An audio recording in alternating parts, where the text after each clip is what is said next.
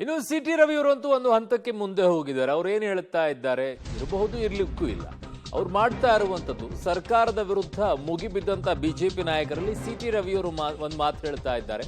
ಕೇವಲ ವಾಲ್ಮೀಕಿ ನಿಗಮ ಮಾತ್ರ ಅಲ್ಲ, ಎಲ್ಲಾ ನಿಗಮಗಳಲ್ಲೂ ಕೂಡ ಅಕ್ರಮವಾಗಿದೆ, ಎಲ್ಲಾ ನಿಗಮಗಳ ಅಕೌಂಟ್ಗಳ ಪರಿಶೀಲನೆಯನ್ನ ಮಾಡಬೇಕು ಅಂತ ಸಿಟಿ ರವಿ ಅವರು ಧ್ವನಿ ಎತ್ತಾ ಇದ್ದಾರೆ.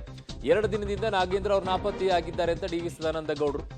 ಸೊ ಹಾಗಾಗಿ ಈ ಅನುಮಾನಗಳು ಆರಂಭದಿಂದಲೂ ಬರ್ತಾ ಇತ್ತು. ಅಲ್ಲಿ ಚಂದ್ರಶೇಖರ್ ಆತ್ಮಹತ್ಯೆ ಮಾಡ್ಕೊಂಡಿದ್ದಕ್ಕೆ ಇದು ಆಚೆ ಬಂತು, ಇಲ್ಲದಿದ್ರೆ ಆಚೆ ಬರ್ತಾ ಇರಲಿಲ್ಲ ಡೆತ್ ನೋಟ್ ಇದ್ದಿದ್ರಿಂದ. ಸೊ ಸಿಟಿ ರವಿ ಅವರು ಮಾತನಾಡಿದ್ದಾರೆ, ನೋಡೋಣ. ಸೊ ಇದು ಸಿಟಿ ರವಿ ಅವರು ಹೇಳಿರುವಂತಹ ಮಾತು. ಎಲ್ಲಾ ನಿಗಮಗಳ ಕೂಡ ಅಕೌಂಟ್ ಅನ್ನು ಚೆಕ್ ಮಾಡಬೇಕು ಅಂತೇಳಿ. ಯಾಕೆ ಮಾಡಿಸಬಾರ್ದು? ಪಾರದರ್ಶಕವಾಗಿದೆ ಅನ್ನೋದಾದ್ರೆ ಆಡಿಟ್ ಅನ್ನ ಮಾಡಿಸ್ಬಿಡಿ, ಅಕೌಂಟ್ ಅನ್ನ ಕ್ಲಿಯರ್ ಆಗಿದೆ ಇಲ್ವ ಅನ್ನೋದು ಗೊತ್ತಾಗತ್ತೆ.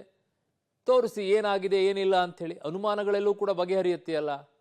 ಕಳ್ಕೊಳ್ಳೋದೇನಿದೆ ಸರ್ಕಾರ, ಇನ್ನೂ ಕ್ಲೀನ್ ಆಗಿ ಕಾಣಿಸ್ಕೊಳ್ಳುತ್ತೆ ಅಲ್ವಾ? ತೋರಿಸಿ.